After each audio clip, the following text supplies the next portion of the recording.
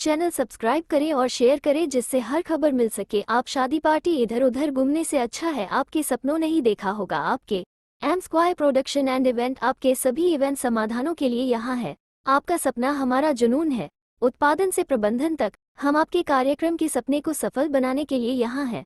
Booking या किसी भी प्रश्न के लिए हमसे संपर्क करें मुकेश माधवानी +919829243207। नेशनल बैंक के कार्यालय PLP PNB loan point Udaipur के Sir, we decided 3 programs. It was properly discussed in the divisional meeting. Then I presented the projects before the PLC, Project Management Committee of the PME of the institute, before director and experts. Then director has taken a big meeting. MPUAT Udaipur में आज दिनांक 22 फरवरी 2024 को कृषि संरचना और पर्यावरण प्रबंधन में प्लास्टिक अभियांत्रिकी पर अखिल भारतीय समन्वित अनुसंधान परियोजना की 19वीं 2 दिवसीय वार्षिक कार्यशाला का शुभारंभ हुआ। कार्यशाला का आयोजन MPUAT उदयपुर एवं सीफेट लुधियाना के संयुक्त तत्वाधान में किया जा रहा है। कार्यशाला में परियोजना के राष्ट्र भर में 14 केंद्र अपनी वर्ष भर का प्रतिवेदन प्रस्तुत करेंगे। कार्यशाला के मुख्य अतिथि डॉक्टर अजीत कुमार, कर्नाटक कुलपति महाराणा प्रताप कृषि एवं प्रौद्योगिकी विश्वविद्यालय उदयपुर ने बताया कि प्लास्टिक का विवेकपूर्ण उपयोग कृषि के क्षेत्र में वरदान सिद्ध हो रहा है। निश्चित ही प्लास्टिक का पर्यावरण पर विपरीत प्रभाव रहता है, परंतु इसका विवेकपूर्ण उपयोग अन्य पदार्थों का एक सस्ते विकल्प के रूप में अपनी पहचान पूरे विश्व में बन चुका है। डॉक्टर कर्नाटक ने कहा कि भारतीय कृषि अनुसंधान परिषद एवं राज्य कृषि विश्वविद्यालय के वैज्ञानिक संयुक्त रूप से उत्कृष्ट कार्य कर रहे हैं, जिसके परिणाम स्वरूप भारत आज खाद्य पदार्थों के उत्पादन में आत्मनिर्भर तो हो ही चुका है तथा निर्यात में भी कीर्तिमान स्थापित कर रहा है। कार्यशाला के अध्यक्ष डॉक्टर SN झा, उप महानिदेशक अभियांत्रिकी, भारतीय कृषि अनुसंधान परिषद नई दिल्ली ने वैज्ञानिकों को अपने अनुसंधान में आर्टिफिशियल इंटेलिजेंस एवं इंटरनेट ऑफ थिंग का समावेश करने के लिए प्रेरित किया। डॉक्टर झा ने बताया कि वैज्ञानिकों को वर्तमान समस्याओं पर आधारित अनुसंधान करना चाहिए एवं नित्य नए नवाचारों को अपने के लिए सक्षम बनना चाहिए। डॉक्टर के नरसिया, अतिरिक्त निदेशक, भारतीय कृषि अनुसंधान परिषद नई दिल्ली ने वैज्ञानिकों से तकनीकी नवाचार करने एवं उसके आर्थिक पक्ष को संज्ञान में रखते हुए लागत कम करने आह्वान किया। डॉक्टर नचिकेत कोतवाली वाले, निर्देशक सीफेट लुधियाना ने सदन को संबोधित करते हुए कहा कि जनमानस में प्लास्टिक को लेकर काफी भ्रांतियां हैं, जबकि विवेकपूर्ण व जिम्मेदारी पूर्वक उपयोग प्लास्टिक की उपयोगिता बढ़ता है। डॉक्टर नचिकेत ने वैज्ञानिकों को बहुआयामी अनुसंधान कार्यों को एक छत के नीचे लाकर सामूहिक प्रयास करने के लिए प्रेरित किया। कार्यालय में डॉक्टर राकेश शारदा, परियोजना समन्वयक सीफेट लुधियाना ने परियोजना का वार्षिक प्रतिवेदन प्रस्तुत किया, जिसमें उन्होंने नई तकनीकियों की जानकारी दी। कार्यशाला में B.S. राजपूत, पूर्व परियोजना निदेशक, भारतीय जल प्रबंधन संस्थान न्यू दिल्ली एवं इंजीनियर आनंद झानब्रे, कार्यकारी निदेशक NCPAH नई दिल्ली, विशेषज्ञ के रूप में भाग ले रहे हैं, जो कि नई परियोजनाओं एवं वार्षिक प्रतिवेदन की समीक्षा करेंगे। डॉक्टर अरविंद वर्मा, अनुसंधान निदेशक, महाराणा प्रताप कृषि एवं प्रौद्योगिकी विश्वविद्यालय उदयपुर ने अतिथियों का स्वागत किया एवं उदयपुर केंद्र की वर्ष भर की उपलब्धियां का संक्षिप्त विवरण दिया। साथ ही डॉक्टर वर्मा ने प्लास्टिक का कृषि में संभावित उपयोगों पर चर्चा करी।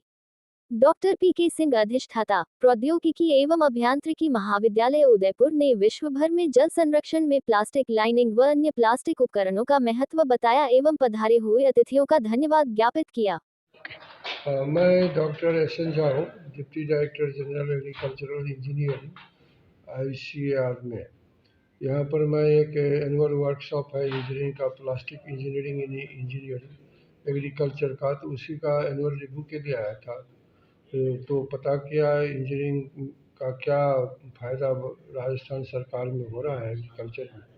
पता लगा जो काफ़ी लोग वाटरशेड मैनेजमेंट में अच्छा काम किए हैं, पर राजस्थान को काफ़ी उससे फ़ायदा हुआ है। लेकिन साथ साथ ये भी पता लगा है जो मैकेनाइजेशन जो है उस पर कोई माने खास ध्यान नहीं है राजस्थान सरकार का।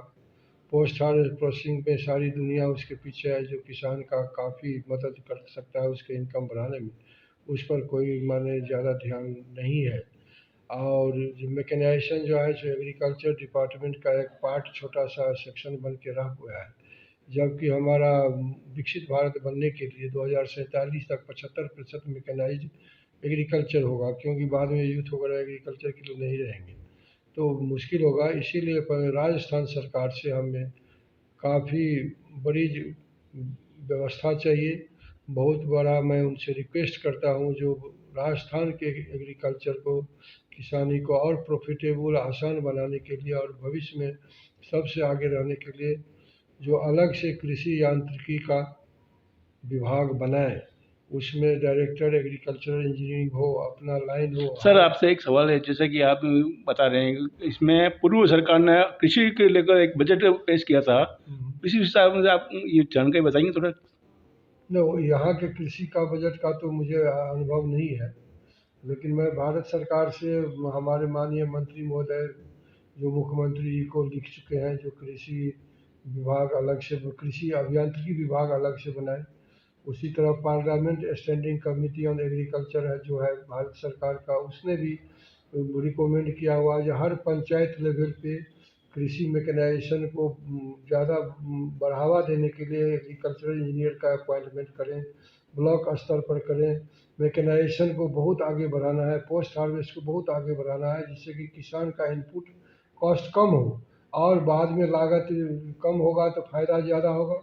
और जब post harvest processing value addition करेंगे, नया नया प्रोडक्ट बनाएंगे, बाज़ार मिलेगा, उससे इनकम दोगुनी से ज़्यादा भी तुरंत बढ़ सकती है। इसीलिए निदेशालय बनना, अलग विभाग बनना बहुत ज़रूरी है।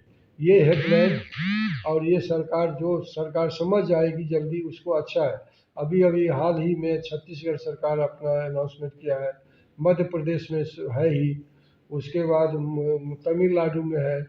तो माने राजस्थान पीछे क्यों रहे?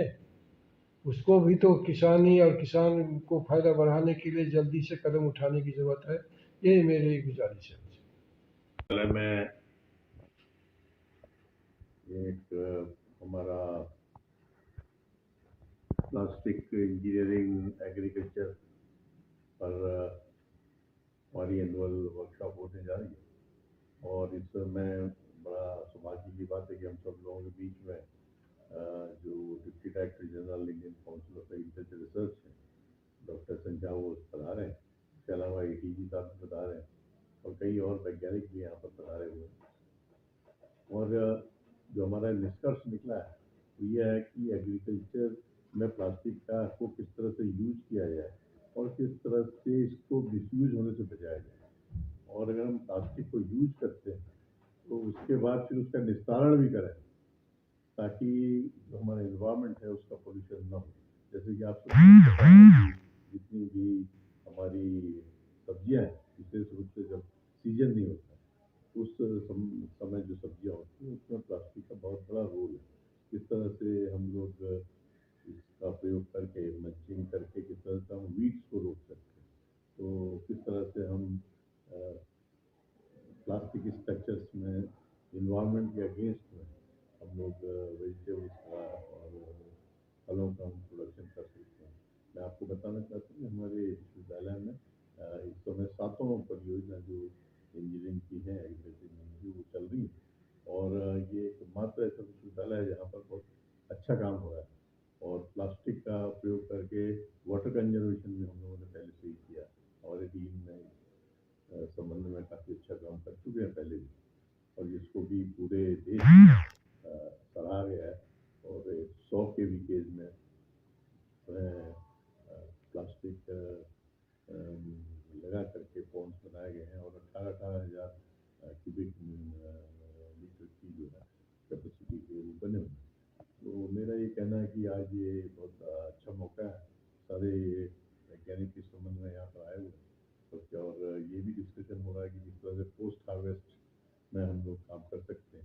ये भी डिस्कशन हो रहा है कि किस तरह से हम रिन्यूएबल एनर्जी का काम कर सकते हैं।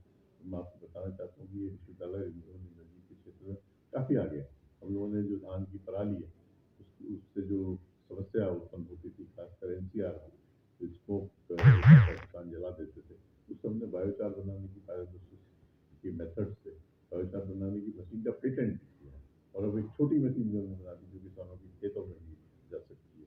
तो कई अनुसंधान किए हमारे वैज्ञानिकों ने, विशेष रूप से इंजीनियरिंग के वैज्ञानिकों ने पिछले 1 वर्ष में 8 नए पेटेंट्स भी किए हैं, और 4 पेटेंट अन्य महाविद्यालयों के वैज्ञानिकों ने किए हैं। और इस पर हम लोगों ने पुस्तकों का लेखन भी किया है। तो मुझे आशा है कि आज का जो ये हमारी एनुअल कॉन्फ्रेंस है, इसमें कुछ ऐसे डिस्कशंस होंगे, ऐसी डेलिब्रेशंस होंगी, और हम लोग आपस में एक दूसरे के साथ नॉलेज शेयर करेंगे कि कहाँ किस विश्वविद्यालय में क्या हो रहा है, किस सेंटर में क्या हो रहा है, जिससे कि किसानों को प्लास्टिक को खेती में प्रयोग करके फ़ायदा पहुँचेगा। और लेकिन साथ में ये भी प्रिकॉशन रहे कि कहीं पर भी उस प्लास्टिक की वजह से कोई भी हमारे वातावरण को कोई नुकसान न पहुँचे। मैं आज इस मौके पर आप सभी लोगों को, किसान भाइयों को ये बताना चाहता हूँ कि जो हमारा कॉलेज है, वो जो एग्रीकल्चर की जो ये इंजीनियरिंग की जो विधा है, ये किसानों के लिए हमेशा तत्पर है। और आज डीडीजी एग्रीकल्चर इंजीनियरिंग पधारे हैं, और उनसे भी हम लोग राय लेंगे, निर्देशन लेंगे, और वो अपने अनुभव से, लंबा अनुभव रखते हैं, उस अनुभव से हमको फायदा हो। बहुत बहुत धन्यवाद।